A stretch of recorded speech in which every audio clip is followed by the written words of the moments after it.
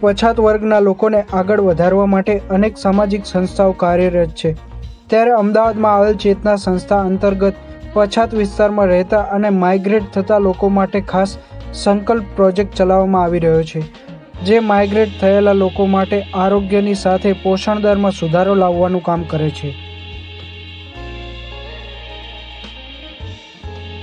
મારું નામ શ્રદ્ધા બેટાઈ છે। હું છેલ્લા 17 વર્ષથી ચેતના સાથે સંકળાયેલી છું અને હાલમાં હું પ્રોજેક્ટ કોઓર્ડિનેટર તરીકે કામ કરી રહી છું।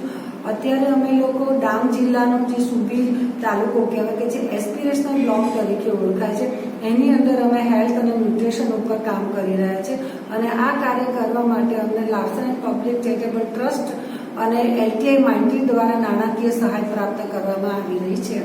આ કાર્યક્રમ અમારો સપ્ટેમ્બર 2023થી ચાલુ કરવામાં આવ્યો છે અને અત્યાર સુધી આજની તારીખમાં સપ્ટેમ્બર 2024 સુધીમાં જોઈએ તો અમે લગભગ 199 સગર્ભા બહેનો, 263 ધાત્રી માતાઓ, 1099 1 થી 5 વર્ષના બાળકો અને 770 કિશોર કિશોરીઓ સુધી અમે પહોંચી શક્યા છીએ।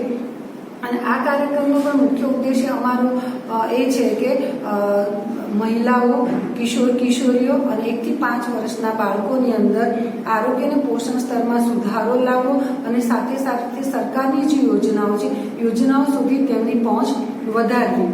આ કાર્ય કરવા માટે અમે લોકો 2 સ્તરે કામ કરીએ છીએ। વ્યક્તિગત સ્તરે કામ કરીએ છીએ, સમુદાય સ્તરે કામ કરીએ છીએ। સાથે સાથે સંકલ્પ કાર્યક્રમ અંતર્ગત જે સુબીર તાલુકો છે, જે એસ્પિરેશનલ બ્લોક તરીકે ઓળખાય છે, એમાં લગભગ ઓક્ટોબર એટલે દશેરાથી તો હોળી સુધી 80% લોકો માઇગ્રેટ થઈ જાય છે। માઇગ્રેશનનું પ્રમાણ ઘણું બધું વધારે છે, એટલે એ કાર્યક્રમની અંદર કામ કરવામાં આ 6 મહિનાનું અમારે થોડીક તકલીફ પડે છે। 6 મહિના સુધી લોકો અમારી પાસે, એ દરમિયાન અમે લોકોને વ્યક્તિગત કાઉન્સિલિંગ, માસ અવેરનેસ એક્ટિવિટી જેવી કે પોષણ મેળા, કિશોર કિશોરીઓની સાથે અમે મેળા કરીએ છીએ। દર મહિના અમારી પાસે એમાં કોમ્યુનિકેશન વાન છે કે જે કોમ્યુનિકેશન વાનની અંદર અમારી પાસે જુદા જુદા આરોગ્ય અને પોષણને લગતા વિષયો ઉપરના વિડીયો છે। એટલે વિડીયો અમે બહેનો છે, કિશોર કિશોરીઓને બતાવીએ છીએ કે જેમાં માસિક એટલે શું, માસિક વખતની સ્વચ્છતા તમારે કેવી રીતે રાખવી જોઈએ, તરુણાવસ્થા દરમિયાન કયા ફેરફારો આવે છે, એની કિશોર કિશોરી પર શું અસર થાય છે, બહેનો છે તો સગર્ભાવસ્થા કેવી રીતે રહે છે, સગર્ભાવસ્થા દરમિયાન તમારે શું કાળજી રાખવાની હોય છે, બાળકનું જે જન્મે પછી જન્મથી તો 2 વર્ષનું થાય તે દરમિયાન તમે શું કાળજી રાખશો, એવી રીતે 1000 દિવસના આખા પેલા પર અમે જુદા જુદા વિષયો બતાવીએ છીએ। એ વિડીયો બતાવવા દ્વારા અમે એના વિશે ચર્ચા કરીએ છીએ કે જેથી કરીને એ લોકોને જોઈને વધારે સારી રીતે એ લોકો સમજી શકે છે।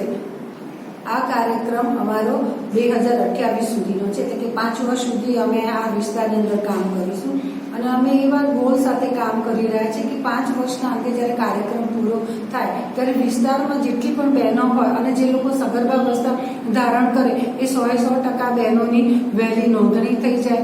એ બધી બહેનો દર મહિને તપાસ કરાવવા માટે જાય અને 100% બાળકો બહેનોની સંસ્થાની અંદર એટલે કે હોસ્પિટલની અંદર ડિલિવરી થાય। 90% જેટલી બહેનો પોતાનું એક કલાકની અંદર ધાવણ ચાલુ કરે। 6 મહિના સુધી એ લોકોને ફક્ત ને ફક્ત ધાવણ આપે। 6 મહિના પછી બાળકને ઉપરી ખોરાક આપે અને 1 થી 5 વર્ષના બાળકોનું છે એ બાળકોના કુપોષણના સ્તરમાં ઘણો બધો ઘટાડો કરી શકે। પર્સન્ટેજની વાઇઝ જોઈએ તો જે પણ કુપોષણનું પ્રમાણ છે એમાં લગભગ 5 વર્ષના અંતે અમે 30% સુધીનો સુધારો લાવવાનું ઉદ્દેશ્ય સાથે કામ કરી રહ્યા છીએ।